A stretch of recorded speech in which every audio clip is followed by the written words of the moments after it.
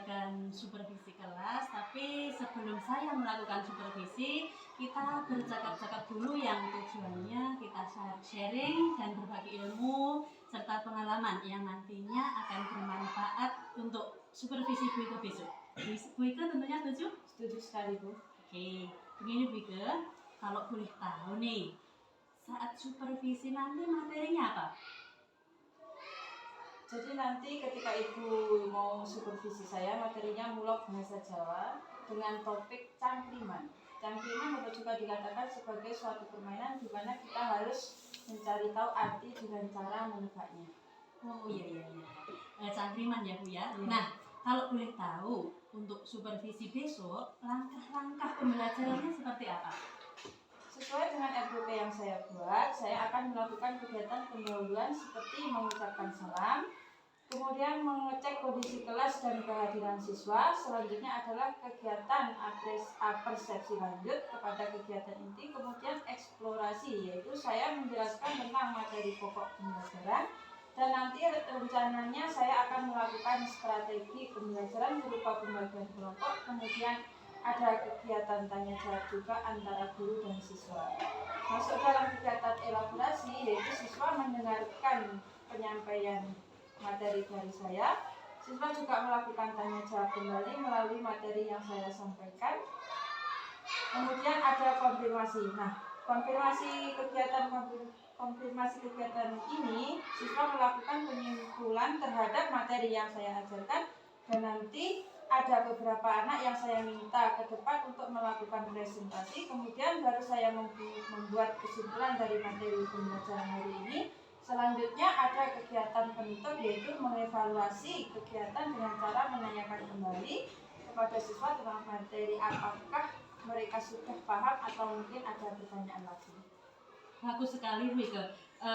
Memang ya Bu, anak-anak zaman sekarang kurang mengerti akan bahasa Jawa, apalagi cangkriman. Di luar sana banyak anak-anak yang belum bisa bahasa Jawa.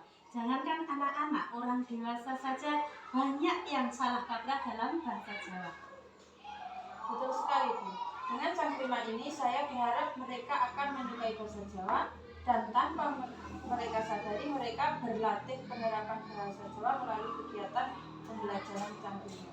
Baik Bu Ike, semoga pembelajaran ini bisa berjalan dengan lancar dan harapan Bu Ike bisa menjadi kenyataan. Nah, tadi Bu Ike kan sudah menjelaskan materi serta langkah-langkahnya. Kemudian bagaimana menurut Bu Ike saat proses pembelajaran nanti, masalah apa yang mungkin atau kira-kira muncul pada saat proses pembelajaran tersebut? Sementara yang ada di benak saya, kemungkinan terbesar masalah yang akan muncul adalah saat kegiatan pembelajaran saya menjelaskan materi, ada anak yang kurang fokus. Dan itu pasti ada karena kan jumlah peserta didik yang lumayan banyak di kelas saya, ada 25 peserta didik. Jadi mungkin saya akan menjelaskan materi, mungkin mereka ada yang masih berbicara atau ngobrol sama temannya. Selain itu mungkin ada beberapa siswa yang bingung dengan cangkriman ini karena mungkin sudah jarang cangkriman ini ada di kehidupan sehari-hari. Kemudian nanti pasti ada siswa yang malu-malu ketika saya suruh maju ke depan. Mungkin itu masalah-masalah yang akan terjadi di kelas nanti Bu. Iya betul sekali. Memang banyak anak-anak yang seperti ini.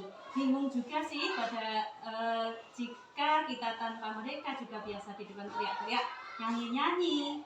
Kadang juga ada anak yang jika sama teman-teman aktif, ketika kita minta ke depan malah diem saja. Dari permasalahan tersebut, apa yang akan Bu Ike rencanakan atau strategi apa yang ingin Ibu terapkan nantinya untuk menghadapi masalah tersebut? Jadi nanti rencana saya di dalam kelas akan melaksanakan strategi pembelajaran dengan cara membagi kelompok yang terdiri dari beberapa siswa dengan kemampuan yang berbeda. Misalkan setiap kelompok ada kemampuan yang dia pandai membaca, biasa saja, kurang fasih membaca, atau ada yang kategori membaca terbata-bata. Jadi nanti yang sudah fasih membaca ini akan menjadi tutor sebaya kepada teman-temannya yang belum bisa. Jadi dia akan jadi guru dalam kelompok nanti. Bagus sekali strategi Bu Ike.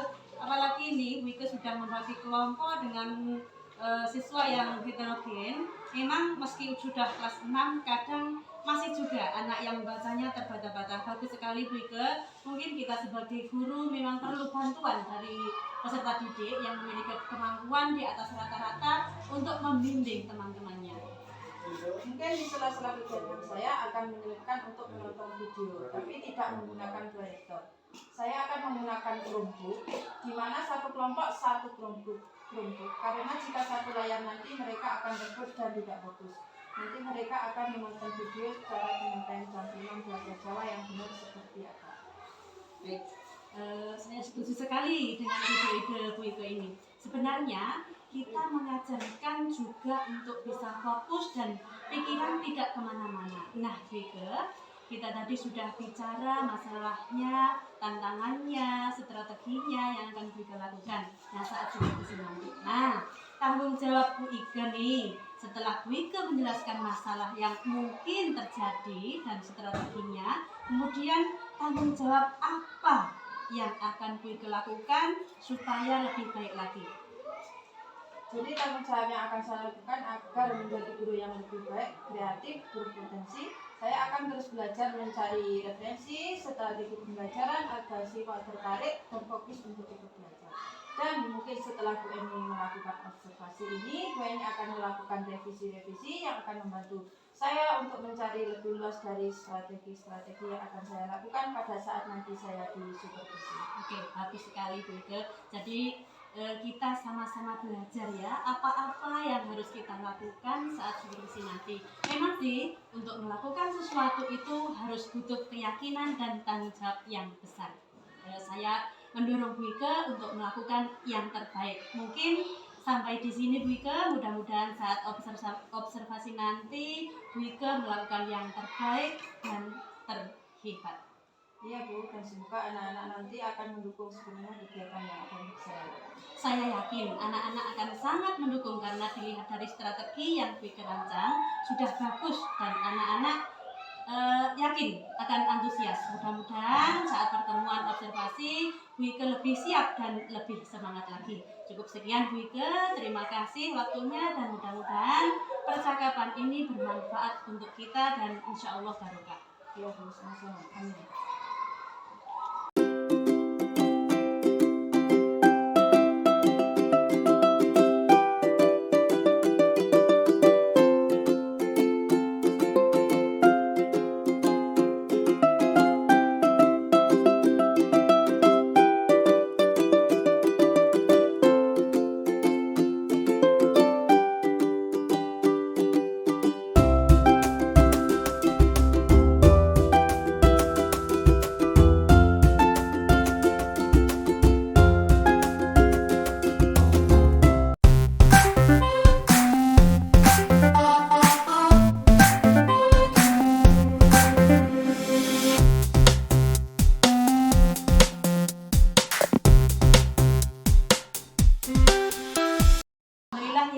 Kegiatan observasi sudah selesai. Bagaimana nih perasaan Bu Ike? Alhamdulillah Bu, sudah berjalan dengan lancar, tapi ini agak gugup-gugup ini. Santai saja Bu, kita buat keadaan ini menjadi ceria, oke? Tadi kan kita sudah mengadakan supervisi akademik di kelas. Semua proses pembelajaran yang Bu Ike lakukan sudah saya lihat. Biasanya nih, setelah kita mengadakan supervisi di dalam kelas, pasti ada obrolan-obrolan setelahnya. Menerapkan tentang refleksi atau hal-hal apa yang perlu dibicarakan. Nah, tadi Bu Ike sudah melaksanakan kegiatan pembelajaran sesuai dengan RPP. Menurut Bu Ike, apa yang sudah Ibu lakukan sesuai dengan RPP dan apa yang belum Bu Ike lakukan? Kalau sesuai dengan RPP, memang kegiatan di kelas tadi semuanya sudah sesuai dengan RPP. Dari penerapan tutor sebaya, pembagian kelompok, presentasi, hanya tadi saya akan terkendala oleh waktu sehingga penilaian anak ada yang kurang karena waktu. Kemudian kendala berikut tadi anak-anak diminta untuk membuat panduan dan diminta presentasi ke depan, tapi masih ada yang malu-malu saat presentasi atau maju ke depan. Oke, terus bagaimana dengan pengelompokannya tadi? Ya, kalau pengelompokannya berjalan dengan lancar, hanya saja ada siswa yang malu-malu untuk presentasi di depan sehingga mengeluarkan waktu untuk pengambilan nilai, waktunya jadi kurang. Berarti untuk pengelompokan tadi menggunakan tutor sebaya. Mengapa Ibu menggunakan tutor sebaya? Kemarin kan sudah kita bahas bahwa tugas supaya untuk memantau anak-anak yang kurang membaca sehingga terdapat meskipun dalam penerapannya belum maksimal karena ini baru pertama kali saya menerapkan strategi tutor supaya ini, jadi masih ada kegiatan kendala dan belum maksimal. Oke. Tapi saya lihat tadi semuanya sudah bagus Bu. Yang penting dalam kegiatan pembelajaran itu menyenangkan. Jadi anak-anak akan suka sekali. Sekarang Wike dari cerita ini tadi, dari kendala yang muncul ini tadi, misalnya malu tampil, tutor supaya yang belum maksimal, waktu penilaian yang kurang, lantas apa yang akan Wike lakukan sesuai dengan kendala yang terjadi tersebut?